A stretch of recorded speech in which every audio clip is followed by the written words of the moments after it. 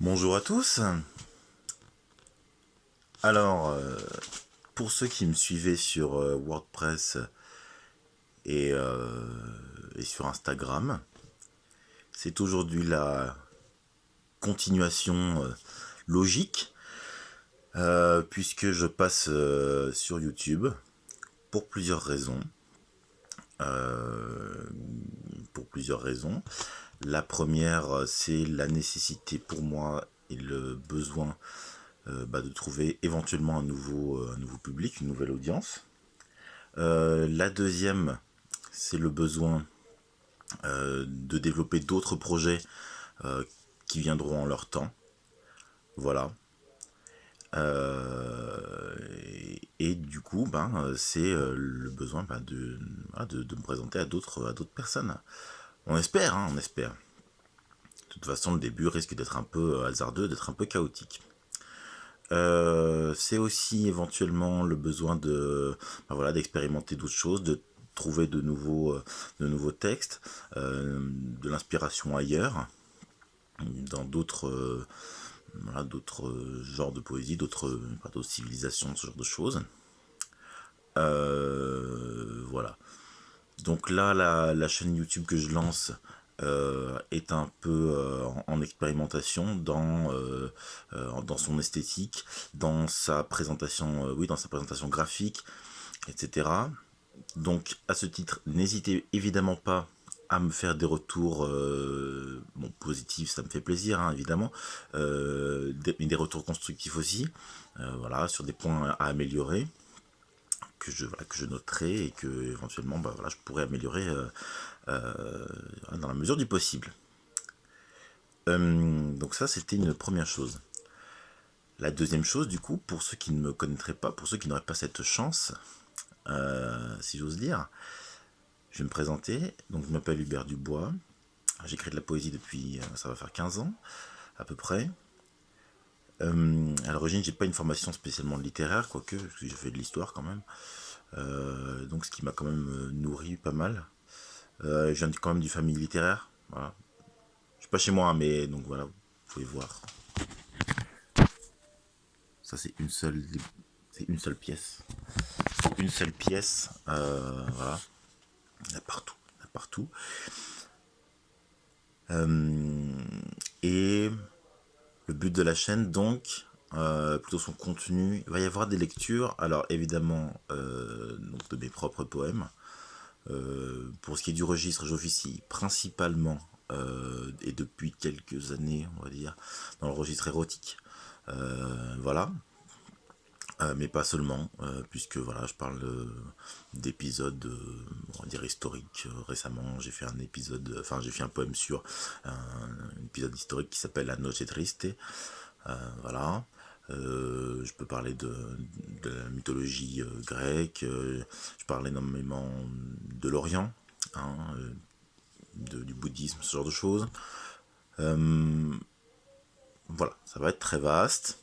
Donc même si vous n'aimez pas ou si vous n'êtes pas a priori attiré par l'érotisme, ne partez pas tout de suite. Surtout que cette vidéo n'en parlera pas, vous l'avez vu dans le titre de toute façon. Et ça me permet de faire une transition avec mon point suivant, puisque il va y avoir aussi beaucoup de textes issus et bien d'autres auteurs. Alors là, je ne m'interdis rien. C'est-à-dire que ça va être autant des auteurs, on va dire, je sais pas, surréalistes. Hein, ça peut être Aragon, etc. Ça peut être Éluard, etc. Ça peut être, ça peut être Victor Hugo. Je ne m'interdis rien en termes d'origine géographique, en termes d'orientation politique. Je ne m'interdis absolument rien. Voilà. En espérant, cela dit, ne pas me faire striker par le robot YouTube, bon, évidemment. Hein. Mais voilà. Là, pour commencer, et puisque ça m'a été grandement demandé sur Instagram, je vais commencer par un poème assez long d'André Chénier. André Chénier, donc poète comment dirais-je, très inspiré par les Lumières, très inspiré par l'orientalisme, puisque lui-même est né à Constantinople d'une mère grecque, voilà, qui a vécu aussi, dans mon souvenir, au Maroc. Vous me corrigerez si je me trompe. Et qui donc a écrit un poème qui s'appelle euh, l'aveugle. L'aveugle donc étant le nom, enfin le surnom de Homère. Euh, le, Homère, hein, évidemment, auteur de l'Iliade et l'Odyssée. Je pense que j'ai tout dit. Restez bien jusqu'à la fin, évidemment, pour non seulement évidemment avoir toute la lecture du poème, mais aussi et encore parce qu'il y a des annonces à la fin concernant, comment dirais-je, ce que je fais par ailleurs. Voilà. Si vous permettez, j'ai déjà parlé 6 minutes, j'ai la gorge sèche.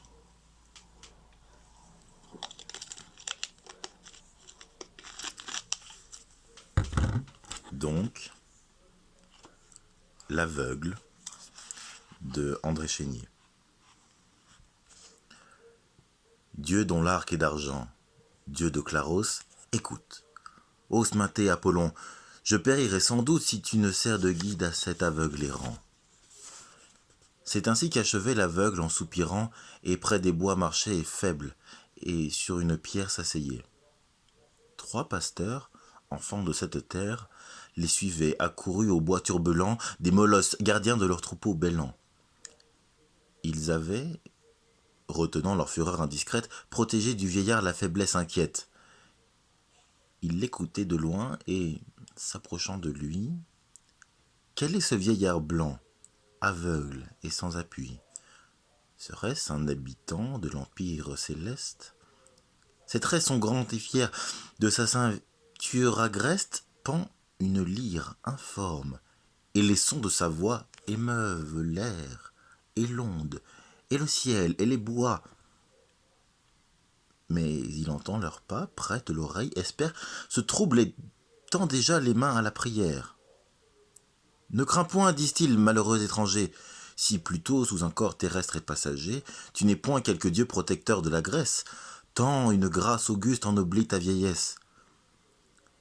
Si tu n'es qu'un mortel, vieillard infortuné, les humains près de toi, les flots t'ont amené, ô malheureux mortel, n'apporte point d'injure. Les destins n'ont jamais de faveur qui soit pure. Ta voix noble et touchante est un bienfait des dieux, mais aux clartés du jour, ils ont fermé tes dieux.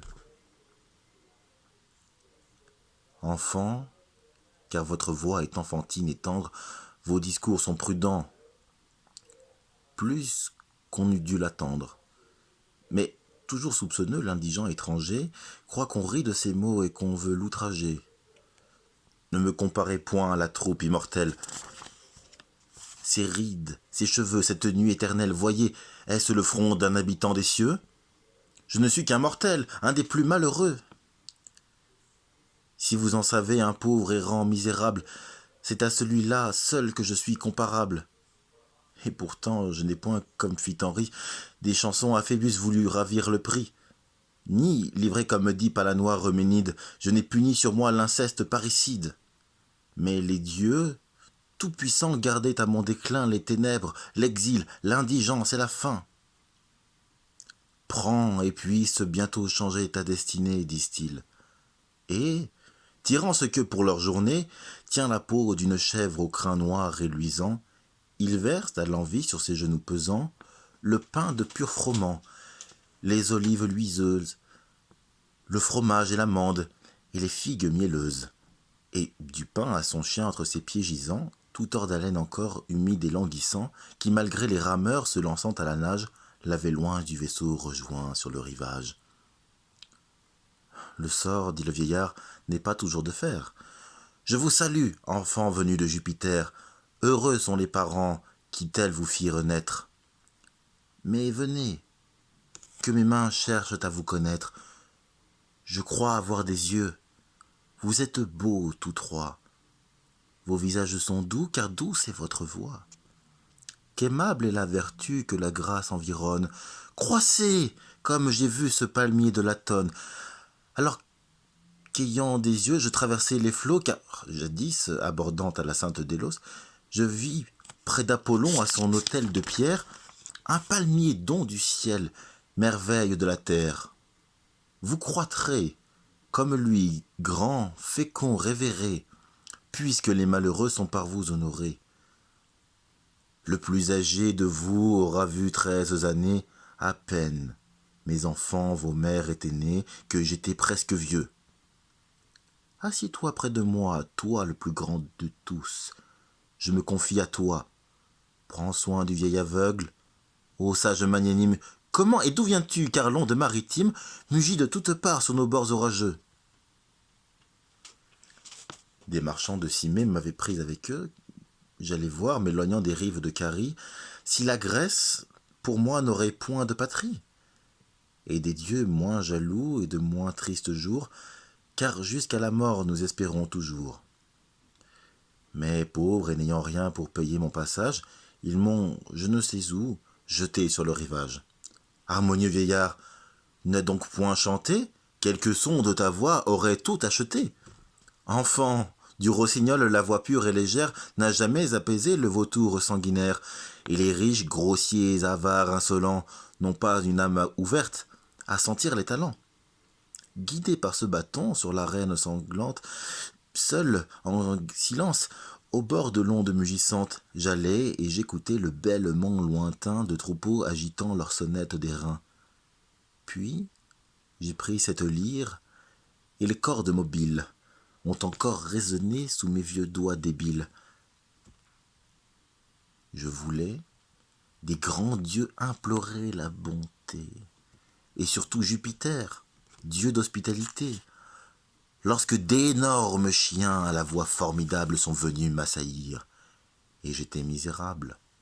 Si vous, car c'était vous, avant qu'ils m'eussent pris, n'eussiez armé pour moi les pierres et les cris. Mon père, il est donc vrai, tout est devenu pire, car jadis aux accents d'une éloquente lyre, les tirs et les loups vaincus, humiliés, d'un chanteur comme toi vinrent baiser les pieds. Les barbares, j'étais assis près de la poupe, aveugle vagabond, dit l'insolente troupe, chante si ton esprit n'est point comme tes yeux, amuse notre ennui, tu rendras grâce aux dieux. J'ai fait taire mon cœur qui voulait les confondre, ma bouche ne s'est point ouverte à leur répondre. Ils n'ont pas entendu ma voix, et sous ma main j'ai retenu le dieu courroucé dans mon sein. Cimée, puisque tes fils dédaignent Ménosine, puisqu'ils ont fait outrage à la muse divine, que leur vie et leur mort s'éteignent dans l'oubli, que ton nom, dans la nuit, demeure enseveli. Viens, suis-nous à la ville, elle est toute voisine, et chéris les amis de la muse divine. Un siège au clou d'argent te place à nos festins, et là, les mets choisis, le miel et les bons vins, sous la colonne où pend une lyre d'ivoire, te feront de tes mots oublier la mémoire. Et si, dans le chemin, rhapsode ingénieux, tu veux nous accorder tes chants dignes des cieux, nous dirons qu'Apollon, pour charmer les oreilles, t'a lui-même dicté de si douces merveilles. Oui, je le veux. Marchons. Mais où m'entraînez-vous, enfant du vieil aveugle? En quel lieu sommes-nous? Syros est l'île heureuse où nous vivons, mon père. Salut, belle Syros, 2 fois hospitalière, car sur ces bords heureux, je me suis déjà venu. Ami, je la connais. Vos pères m'ont déjà connu. Ils croissaient comme vous. Mes yeux s'ouvraient encore au soleil, au printemps, aux roses de l'aurore. J'étais jeune et vaillant. Aux danses des guerriers, à la course, au combat, j'ai paru des premiers. J'ai vu Corinthe, Argos et Crète, et les 100 villes, et du fleuve Égyptus, les rivages fertiles. Mais la terre et la mer et l'âge et les malheurs ont épuisé ce corps fatigué de douleur. La voix me reste. Ainsi la cigale innocente, sur un arbuste assis, et se console et chante. Commençons par les dieux. Souverain Jupiter, soleil qui voit, entend, connaît tout, et toi, mer, fleuve, terre et noir Dieu des vengeances trop lentes, salut, venez à moi, de l'Olympe habitante.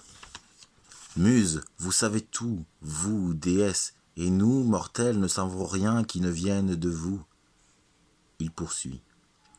Et déjà les antiques ombrages mollement en cadence inclinaient leur feuillage, et pâtres oubliant leurs troupeaux délaissés, et voyageurs quittant leur chemin commencé couraient. Il les entend, près de son jeune guide, l'un sur l'autre pressés, tendre une oreille avide. Et Nymphe et Sylvain sortaient pour l'admirer. Ils l'écoutaient en foule et n'osaient respirer. Car, en de longs détours de chansons vagabondes, il enchaînait de toutes les semences fécondes, les principes du feu, les eaux, la terre et l'air, les fleuves descendus du sein de Jupiter, les oracles, les arts, les cités fraternelles, et depuis les chaos, les amours immortels. D'abord le roi divin, et l'Olympe, et les cieux. Et le monde, ébranlé d'un signe de ses yeux, et les dieux partagés en une immense guerre, et le sang plus qu'humain venant rougir la terre, et les rois assemblés, et sous les pieds guerriers, une nuit de poussière, et les chars meurtriers, et les héros armés, brillant dans les campagnes, comme un vaste incendie aux cimes des montagnes. Les coursiers hérissaient leurs crinières à longs flots, et d'une voix humaine excitant les héros. De là, portant ses pas dans les paisibles villes, les lois, les orateurs, les récoltes fertiles. Mais bientôt de soldats les remparts entourés, les victimes tombant dans les parvis sacrés, et les assauts mortels aux épouses plaintives, et les mères en deuil et les filles captives.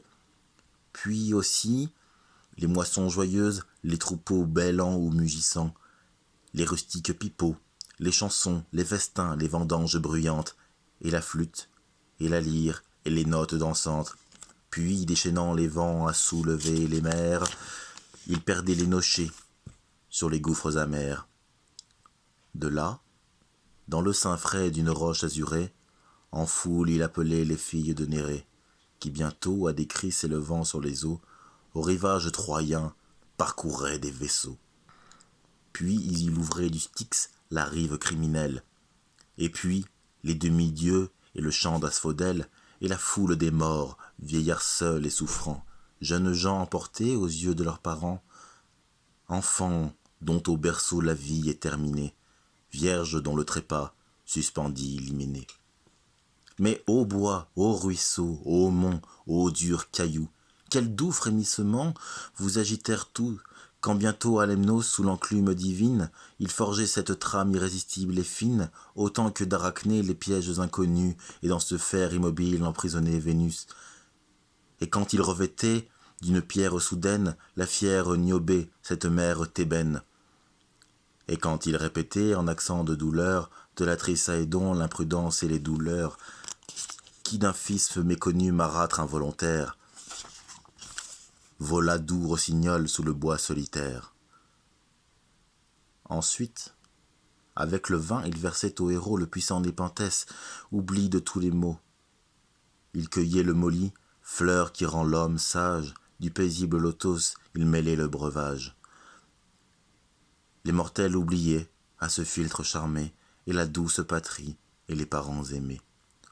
Enfin, l'Ossa, l'Olympe et les bois du Péné voyaient ensanglanter les banquets d'Hyménée quand Thésée, au milieu de la joie et du vin, la nuit où son ami reçut à son festin le peuple monstrueux des enfants de la nue, fut contraint d'arracher l'épouse demi-nue aux bras ivres et nerveux du sauvage Eurytus. Soudain, le glaive en main, l'ardent Pirotous, « Attends, il faut que mon affront s'expie, traître !»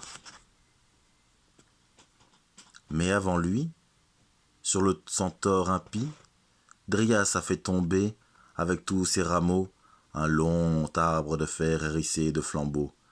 L'insolent quadrupède en vain s'écrie. Il tombe, et son pied bat le sol qui doit être sa tombe. Sous l'effort de Nessus, la table du repas roule, écrase Cymèle, évagre, Périphas. Pirotous égorge Atimaque, Épétré, et Scyllare aux pieds blancs, et le noir Macaré, qui, de 3 fiers lions dépouillés par sa main, couvrait ses 4 flancs, armait son double sein. courbés, levant un roc choisi pour leur vengeance, tout à coup sous les reins d'un vaste antique immense, l'imprudent Bianor par Hercule surpris, sent de sa tête énorme éclater les débris. Hercule et la massue entassent en trophée Clanis, des moléones, Lycotas et Riphée, qui portaient sur ses cris de taches colorées l'héréditaire éclat des nuages dorés. Mais d'un double combat, Eurynome est avide, car ses pieds agités en un cercle rapide battent à coups pressés l'armure de Nestor. Le quadrupède Élope se fuit, l'agile Crantor, le bras levé, l'atteint. Eurynome l'arrête. D'un érable noueux, il va fendre sa tête. Lorsque le fils d'Égée, invincible, sanglant, l'aperçoit, à l'autel prend un chêne brûlant. Sur sa croupe indomptée, avec un cri terrible, s'élance, va saisir sa chevelure horrible, l'entraîne, et quand sa bouche ouverte avec effort crie, il les plonge ensemble, et la flamme, et la mort. L'autel est dépouillé, tous vont s'armer de flammes, et le bois mort, au loin les hurlements de femmes. L'ongle frappant la terre, et les guerriers meurtris, et les vases brisés, et l'injure et les cris. Ainsi le grand vieillard, en image hardie, déployait le tissu des saintes mélodies. Les trois enfants, émus à son auguste aspect, admiraient d'un regard de joie et de respect, de sa bouche abondaient les paroles divines, comme en hiver la neige au sommet des collines. Et, partout accourus, dansant sur son chemin, hommes, femmes, enfants, les rameaux à la main, et vierges et guerriers, jeunes fleurs de la ville, chantaient. Viens dans nos murs, viens habiter notre île, viens, prophète éloquent, aveugle harmonieux, convive du nectar, disciple aimé des dieux. Des jeux, tous les 5 ans rendront sain et prospère le jour où nous avons reçu le grand Homère.